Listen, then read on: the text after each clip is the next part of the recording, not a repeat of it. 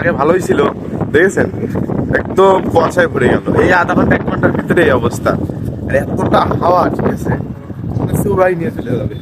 বিশাল হাওয়া, প্রচন্ড হাওয়া। দেখেন কি আর জামা কাপড় ওরা উড়ি করছে ওই সাইডে, কি বলবো, সেই রকম হাওয়া। আর এই যে কাতার শহর দেখেছেন, ছাদে আসলাম, এসে দেখিনি এমন হাওয়া, ঠিক আছে।